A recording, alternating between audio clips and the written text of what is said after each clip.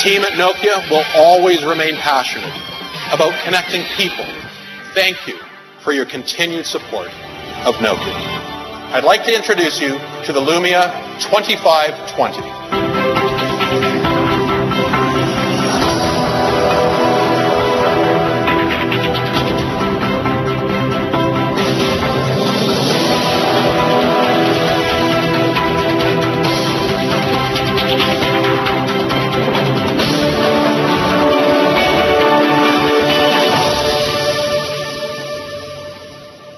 Hello and welcome to CNBCTV18. I'm Malvika Jain and I have with me Stephen Ellop, the Executive Vice President of Nokia. Nokia today, in addition to launching 3 new Asha devices and 2 new Lumia devices, has entered the tablet space here in Abu Dhabi.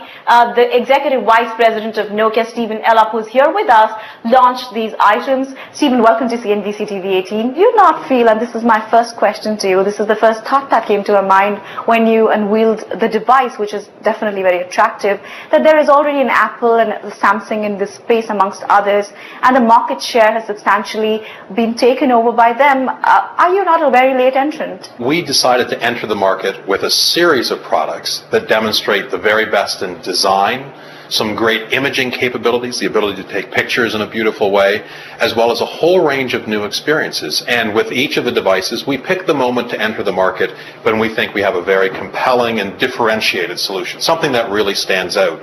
So whether it's something like the Lumia 2520 tablet, where the design of this is so beautifully aligned with all the other work that we've done, we look at products like that and say, pick the right moment to enter the market. And today we felt it was the right moment for these products. Is it the Microsoft deal that prompted you? Because this launch of a tablet or of a new series of devices has been on Nokia's mind for a while. You know, we did not see any movement, and now with your intent to enter into a deal with Microsoft, we are seeing a lot of traction.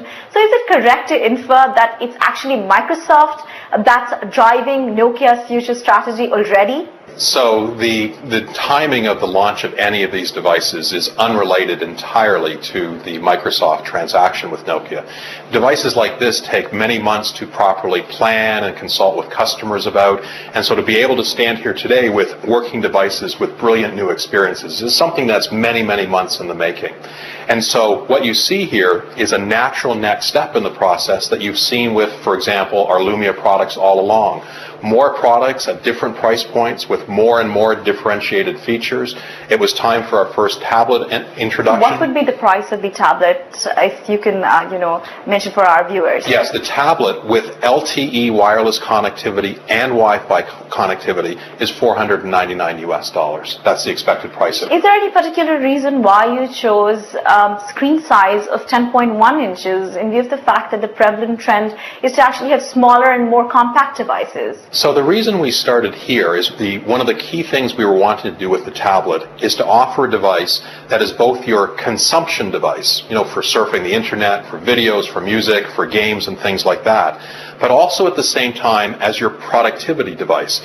With Windows RT 8.1, it includes the Microsoft Office suite of applications, Word, PowerPoint, Excel, and OneNote, but also now, and for me this is really important, Microsoft Outlook. So this device, I can deal with all of my email, all of my business activities, as well as my personal entertainment activities, and for me this is the type of screen size that makes that a great experience. So Stephen, what is it that the Microsoft deal would actually mean for Nokia as a company in terms of its business strategy, operations other than the devices segment, and in terms of human resource planning? So 2 things happen simultaneously when the Microsoft transaction happens. And just to remind viewers, it hasn't happened yet. It's something that's subject to our shareholder approval and regulatory approval.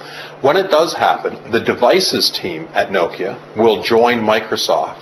And our belief, because of the opportunity to reduce the natural frictions between 2 companies, the ability to place greater concentrated and focused investments, the pooling of technology, we think this means an even greater chance of success for the Windows Phone efforts, which translates into better job security and growth for that portion of Nokia that's going to Microsoft.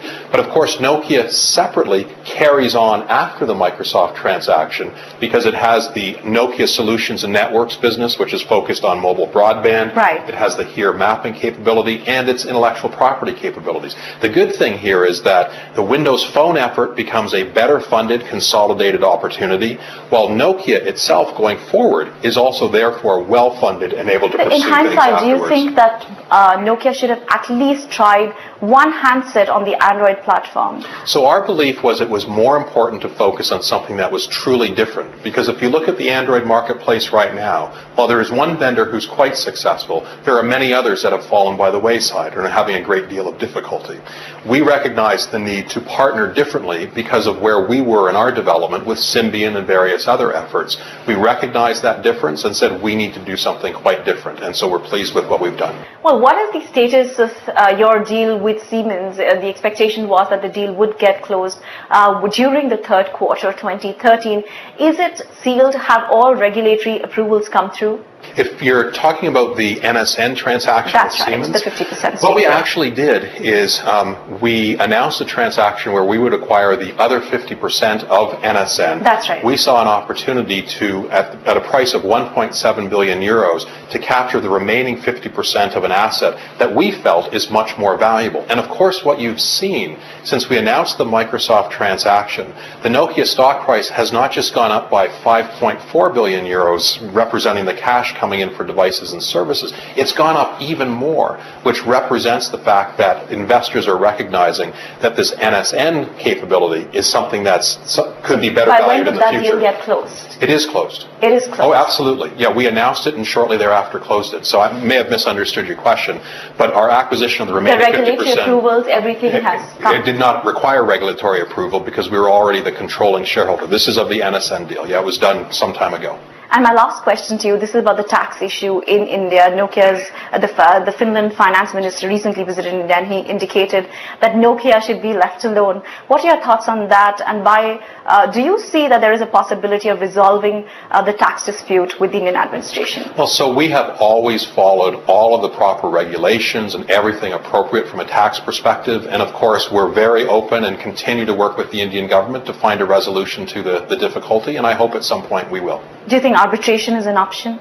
I think we'll just continue to work with the government and find a way through it. Wonderful, Stephen. It was a pleasure talking to you. Thank you very much. Well, we were in conversation with Stephen Ellop, the Executive Vice President of Nokia. He told us that Nokia's mobility division is going to be moving to Microsoft as early as in the first quarter of 2014. Once the Nokia-Microsoft deal gets shareholders' approval, he also added that Nokia is committed to finding a resolution on pending tax issues in consultation with the Indian administration. Coming up, we take you to the Saudiyat Island in the UAE where Nokia launched its first tablet. And we tell you how the device measures up against Microsoft's Surface Pro 2 and Apple's iPad Air.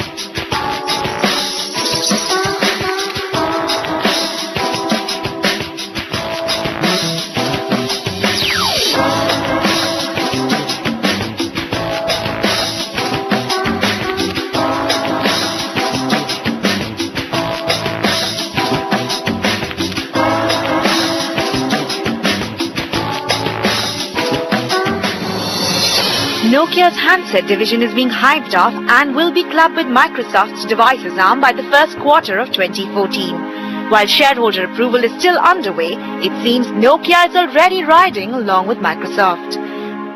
We're bringing people many of these brilliant new experiences through the work that we're doing with developers and, of course, with our partner, Microsoft. And as we move forward with our pending transaction with Microsoft, this portfolio of amazing devices and experiences will shine even brighter. As you know, jointly with Microsoft, the Nokia Devices team will soon be embarking on the next chapter in an amazing journey. I am remarkably proud of the hard work, of the passion, and the commitment to great product making that has brought us to this point. We are very excited what this journey will bring to you, to our customers, and to each of us in the years ahead. The Nokia Lumia 2520, its first tablet, is the only non-Microsoft device based on the Windows RT platform. Experts say this operating system runs on an ARM-based chip, giving it superior battery life. The catch, though, is the lack of Windows-based applications. Remember that popular photo editing software Instagram and WhatsApp Instant Messenger are only a week old on Nokia devices. Microsoft have been working very closely with the Instagram team to bring their application to the Windows Phone ecosystem. Instagram will be available on Windows Phone in the coming weeks, so we're very excited about that. WhatsApp will be available for Asha starting next month for all of these Asha phones.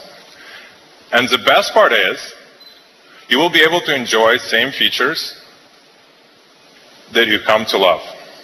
Group chat, ability to share photos that you've just heard, and voice messaging. Analysts also say the Nokia tablet may clash with Microsoft's Surface portfolio, especially due to many common features on both.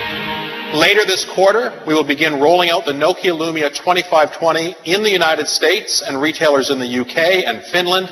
Then we will expand to additional markets in the first quarter of next year. And there is the big daddy of tablets to contend with. In fact, within hours of Nokia's launch, Apple unveiled the iPad Air just in time for the upcoming holiday season. Both Lumia 2520 and iPad Air are priced at $499.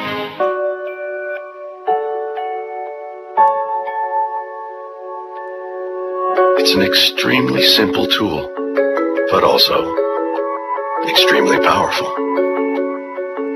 It can be used to start a poem or finish a symphony. It has transformed the way we work, learn, create, share. It's used to illustrate things, solve things, and think of new things. It's used by scientists and artists, scholars and students. It's been to classrooms, boardrooms, expeditions, even to space. And we can't wait to see where you'll take it next. Introducing the thinner, lighter, more powerful iPad Air. Thinner than a pencil, the iPad Air is 7.5 mm thick and has a screen size of 9.7 inches. On the other hand, the Nokia 2520 is 8.9 mm thick with a 10.1 inch screen. The Apple device has a screen resolution of 264 pixels per inch, while the Lumia 2520 comes in at 218 pixels per inch. The Nokia Lumia 2520, though, is a clear winner when it comes to the camera. At 6.7 megapixel, the camera on this device has higher resolution than iPad Air's 5 megapixels. The Lumia 2520 has an inbuilt Microsoft Office and thus is pitching productivity as a USP. However, Apple is not going to be left behind and is offering iWork free to its users. Welcome back. We now have with us Mr. Heikki Norta. He's the man who led the designing as well as launch of Nokia's new tablet. Remember that Nokia has unveiled Nokia Lumia 2520, the first tablet by this company. We are going to be asking Mr. Heikki Norta what this actually means for Nokia at this point in time and also for Microsoft. Remember that Nokia's handset division is going to be moving to Microsoft eventually, most likely during the first quarter of 2014. Heikki, welcome to CNBCTV18. What actually prompted Nokia to launch this device at this point in time? You know, there's been a lot of speculation that eventually Nokia would enter the tablet space, but is it the Microsoft deal really that prompted you? Malvika, there's three reasons why now is a good time. First of all, the consumers are kind of graduated to doing more than consuming on a tablet. Secondly, the ecosystem is now ready. So last year was 10,000 apps, now there's over 100,000 in Windows. And thirdly, for Nokia, more importantly, internally, we've scaled the Windows Lumia range, and now we have a perfect pair for those phones. But what is it that is actually going to distinguish this product? Because, you know, a substantial market share has already been taken by Apple and Samsung. So Nokia, as a handset manufacturer, will have to work as much harder. It's beautifully optimized for consumption and production on the go. So it comes with a modem, it's industry brightest display, and obviously it's very thin and light to carry with. What is it that Qualcomm actually brings to this device? Yeah, so we formed a very tight partnership with Qualcomm and Windows. So the device is running the latest generation of silicon from Qualcomm, so we work hand in hand to optimize particularly the power consumption. 11 hours of video playback on this device. Why did you actually choose to place the tablet that you were going to launch in the Lumia category? For us, that's a very obvious choice. So more and more people want to have both a smartphone and a tablet, and those two things should work together, and they should also design-wise look the same. So we have a perfect pair for the Lumia smartphone. But can this tablet actually be used for making phone calls? There's very good integration of Skype clients, so for making Skype calls and receiving those. But eventually it seems that all this is being done as a natural next step once the Microsoft deal has been announced. Of course, it is subject to the shareholders' approval that this deal is going to go through. So what steps are you actually taking to orient your existing employees? Because from what I understand, the team, your team particularly, is going to be moving to Microsoft. Well, the deal is expected to go through in the first quarter of next year. The companies operate completely separately, and that's how we're running our activity. But in terms of your employees, presently there are no orientation sessions that you're conducting, or you're not trying to acquaint them with Microsoft practices, because one of the key challenges which companies face post-mergers and acquisitions is integrating the employees. That's quite early days for that, so there's some integration planning that is starting, but no integration is possible before the deal closes. That's true, and before the deal actually goes through, can we expect a couple of more devices coming in from Nokia? So we're very excited about the range of 6 devices that we announced here. And there's nothing new that we can expect from you? We're very excited about the 6 that we announced here. All right, and Microsoft has also launched its new tablet. How do you compare the two? I mean, eventually one of them would be shelved? So what we have here, so we launched the 2520 here in Abu Dhabi. It's very unique in terms of its design and the point of view that we're taking. A highly mobile device, and we believe very complementary and groundbreaking to what's in the market now. So in terms of pricing this product, how are you actually, what segment is it that Nokia is actually targeting? So we've built this for people who use their products on the go. Some are old, some are young, but it's really optimized for on-the-go consumption. It comes out with 4 beautiful colors, gloss red, glossy white, and then in cyan and black, which are somewhat more conservative. And what should be the battery life with the accessories and without the accessories? Without the accessory, it's 11 hours, and with the accessory, 16 hours. But why did you not launch this in India in the first place? I mean, in terms of Lumia series, India has always been one of the key markets that Nokia has focused on. Yes. Why did you leave India behind this time? Yeah, so India is super important for us. We are focusing our sales in the first wave to markets where there's the widest coverage of LTE, fastest wireless networks. That's where we start from. And then by when can we expect this device to be launched in India?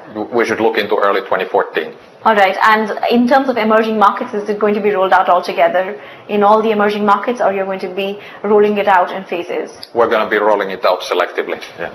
Well, we were in conversation with Mr. Heikki Norta, the head of Connected Devices Division at Nokia. Remember that Nokia has launched its first tablet, and going forward, this mobility division of Nokia is going to be moving to Microsoft. Thank you for watching.